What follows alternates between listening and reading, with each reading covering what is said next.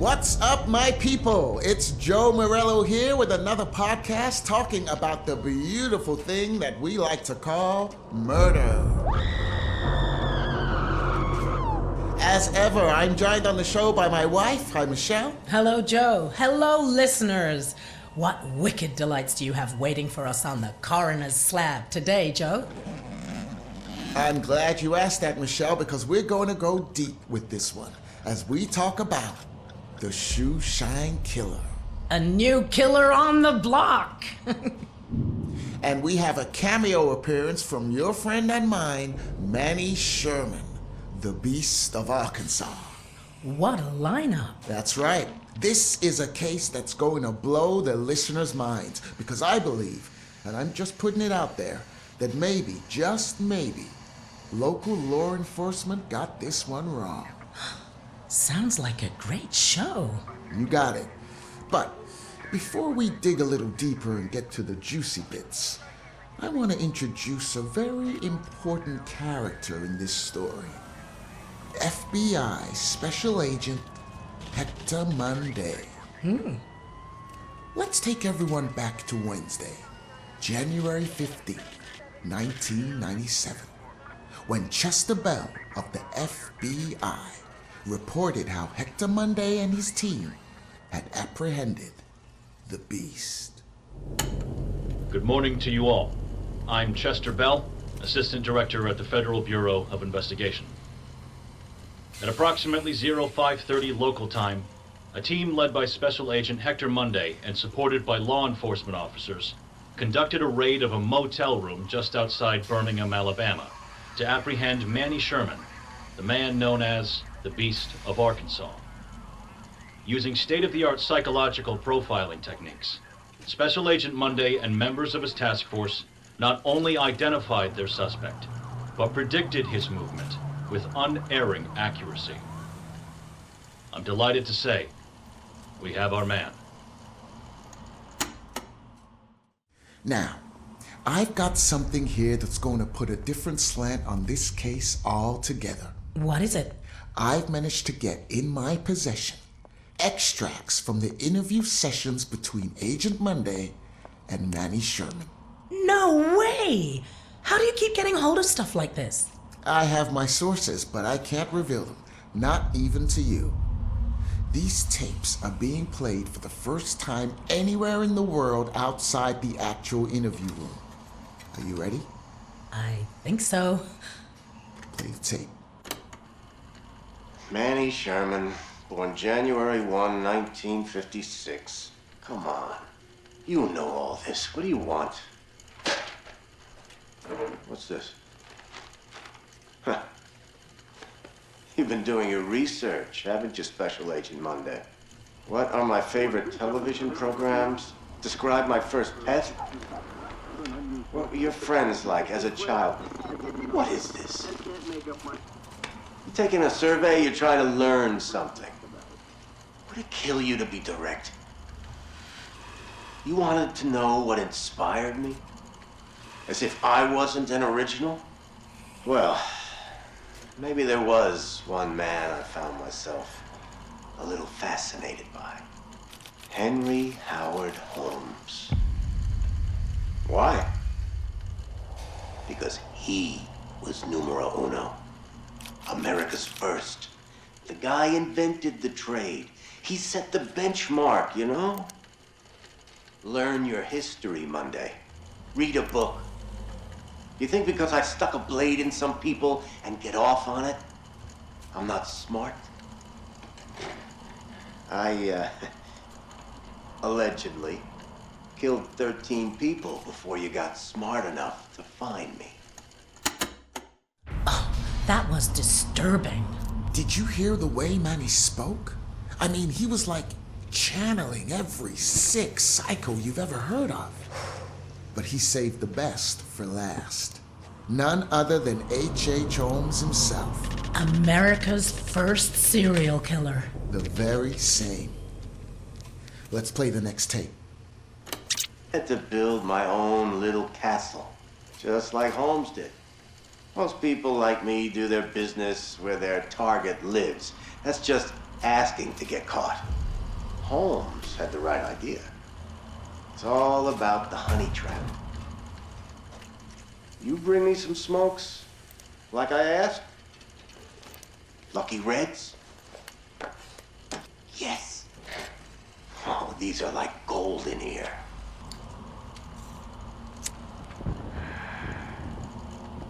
Damn, that's good. So yeah, a honeypot.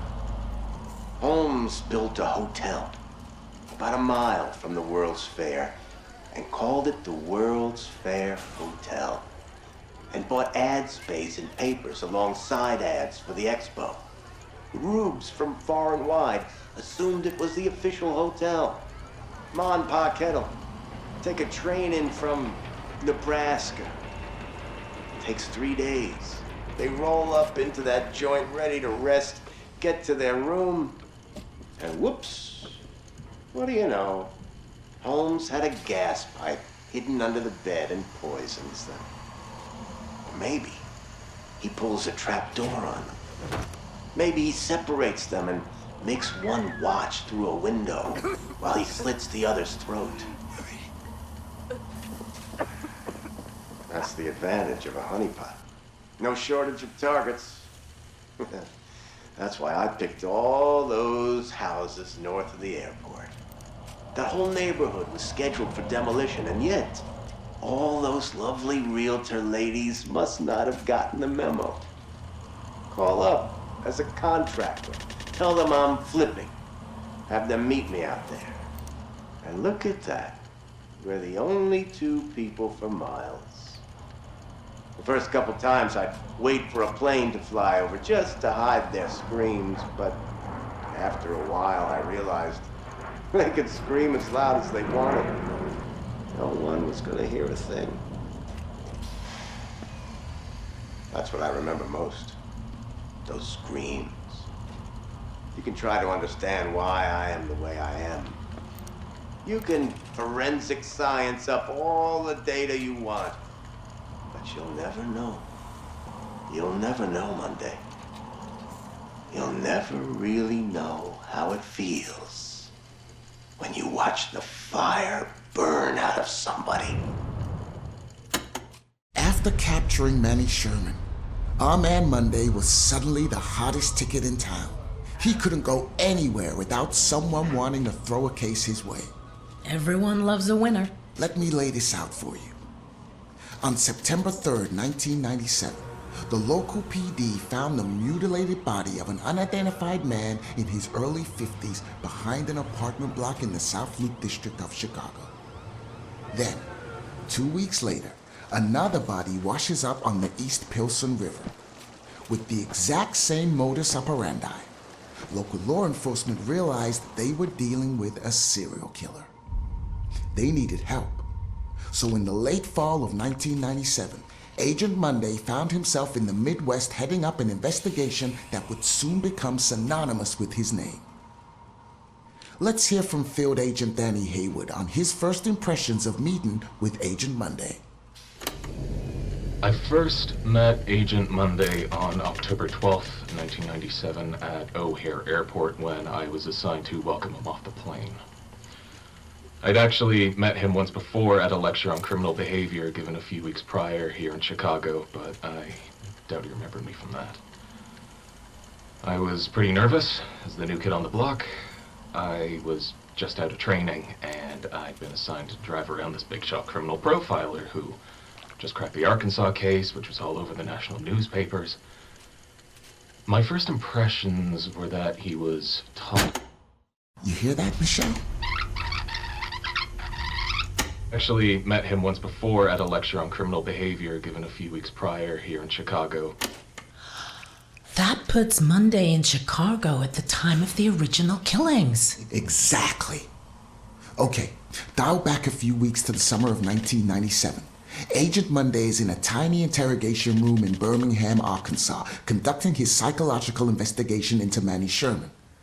But he's doing more than that. He's picking Manny's brains, learning from him, being challenged by him.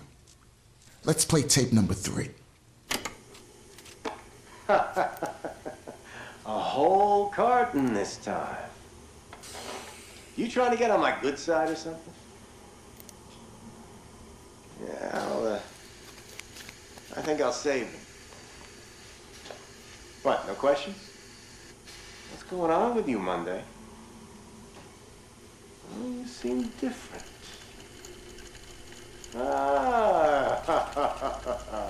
I see that glimmer in your eye, you little devil. I can keep secrets, man. We all have them. That prosecutor is trying to get numbers out of me. Know that? Of course you know that. Numbers. They got Holmes for 27, but we know he was closer to 200, right? Can you imagine that? I wish I'd had the time to try and beat that. Sure, they know about those nice realtor ladies. They got families, after all. But the numbers the DA is asking me about, I think he knows there's some people out there, rejects, misfits, the kind of people that when you see them coming, you look the other way. Does anyone notice if they go missing? My father always told me to leave my mark on the world. I never knew what he meant by that. Not until I watched that first girl bleed out. I call it art. That's my signature on society. It's not murder. It's an aesthetic response to what this world has made me. Ask people to list serial killers, and they'll drop 5, 10 on you before they can think of any more. Ask them to name the detectives that caught those killers. No one is going to say a damn thing. No one knows. No one cares. No one makes movies about them. No one puts their faces on t-shirts. No one gives a shit.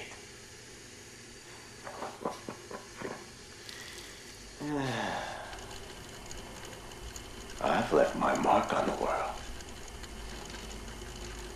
Have you? Holy shit! I did not see that coming. I told you this stuff was good. Where did you get this material? Sorry, I gotta protect my sources. But, Michelle, I've got more evidence you haven't heard before.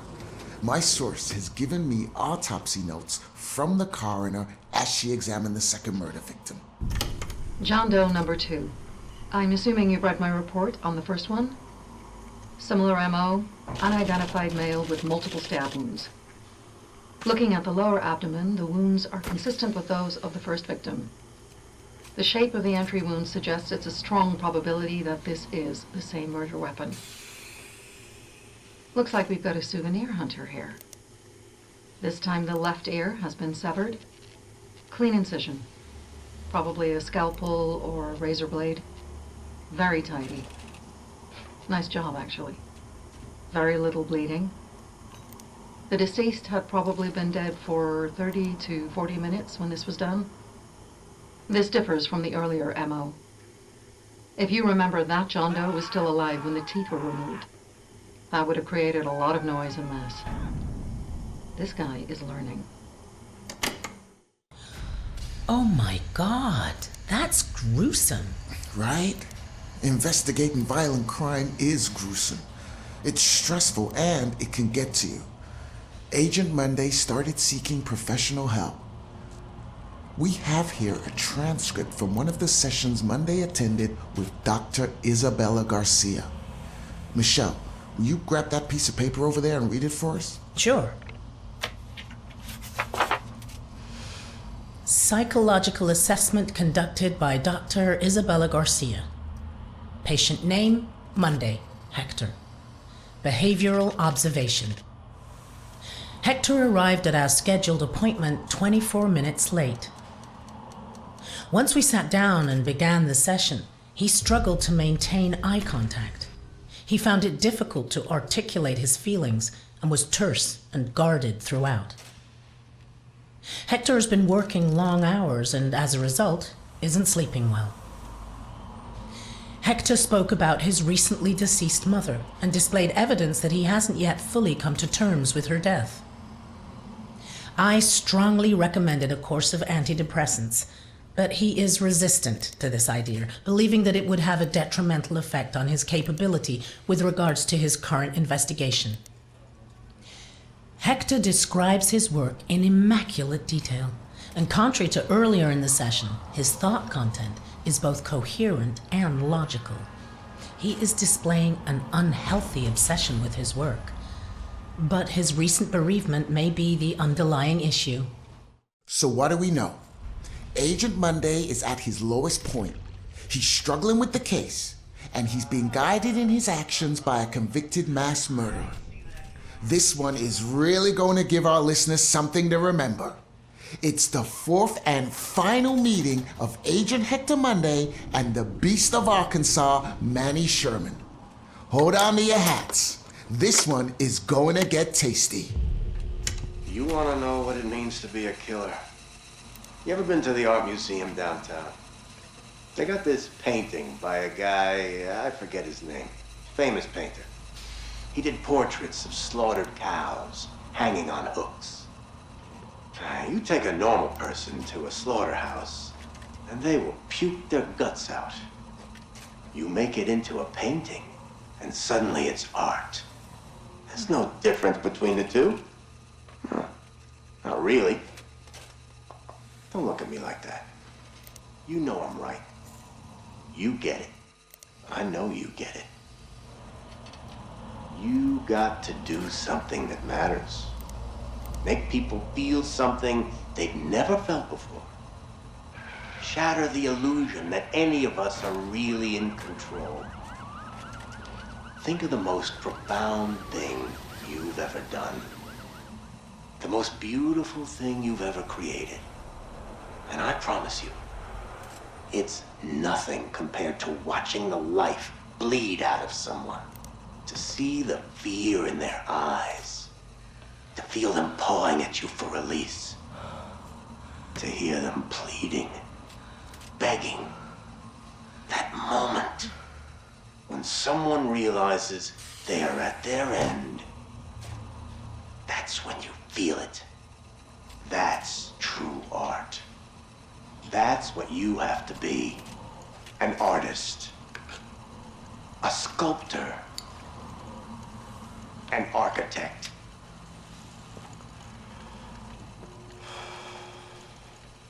I see the gleam in your eye, Agent Monday.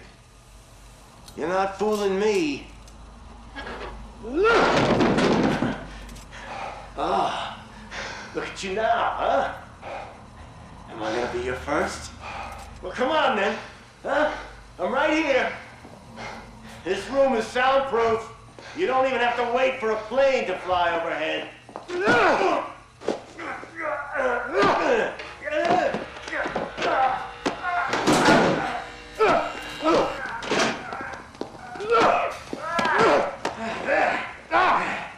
There you are. I see you now. Oh, not bad. Not bad at all. Bare hands can feel good, huh? But the blade makes for such a prettier picture. You've got potential, Agent Monday. If you truly want to be an artist. Monday flipped? And what was all that stuff about being an artist? That's how Sherman saw himself. He was a killer. Which is why we covered him in episode 117, Michelle. Okay, just listen to this. On June 17, 1998, neighbors reported hearing screams coming from Agent Monday's apartment. I've managed to get hold of the actual audio from the body mic worn by the first responder who answered the call. Chicago Police! Mr. Monday, this is Chicago Police. Can you open the door, please? Mr. Monday, I'm Officer Stanley with Chicago Police Department. Can you hear me, sir? Agent Monday. Fuck. Oh. Dispatch, this is Officer Stanley. I need assistance at 8 West 50th Street, requesting immediate backup. I'm in Agent Monday's apartment. There's blood everywhere, and a body. I need immediate support. I think...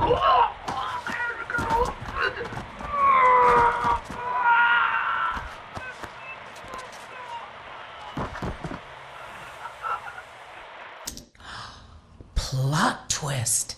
So Monday was actually investigating his own murders.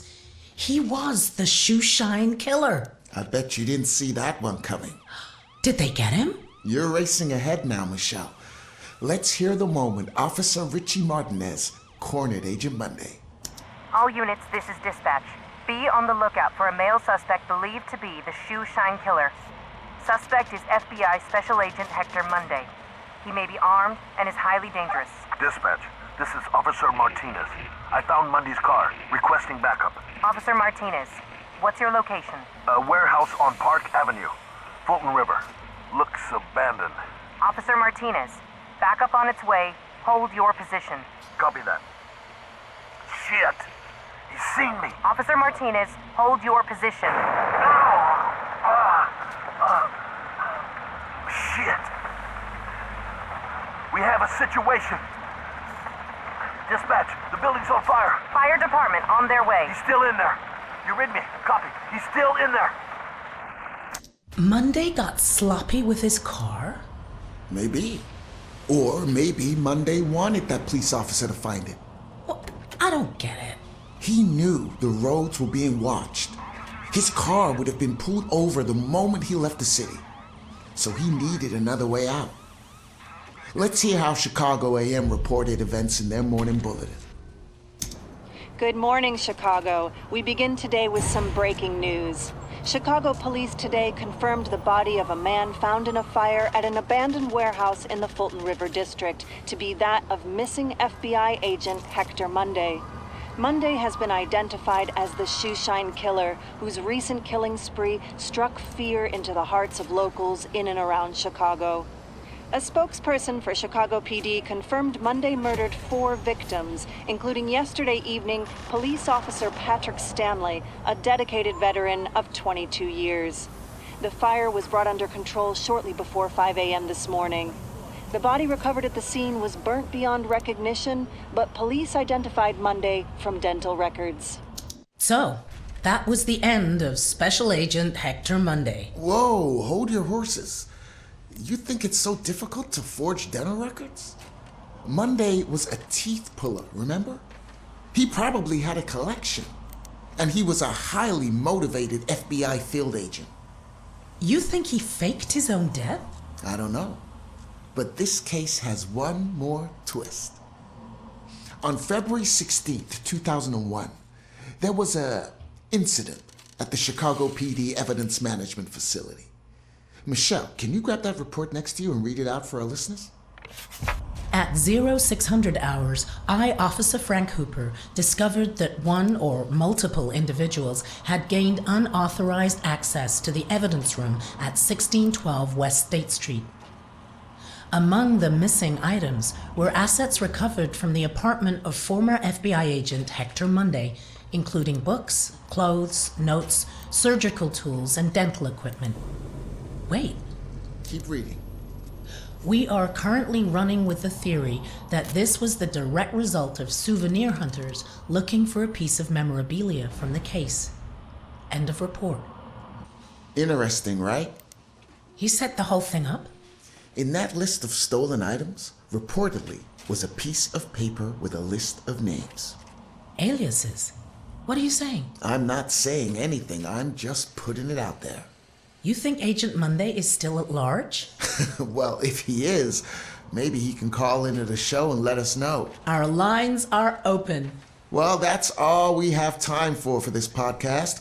We're taking a short break for a certain anniversary trip next week, but we'll be back after that for more murderous content to delight you all. Until then, this has been Michelle Morello. And I've been Joe Morello.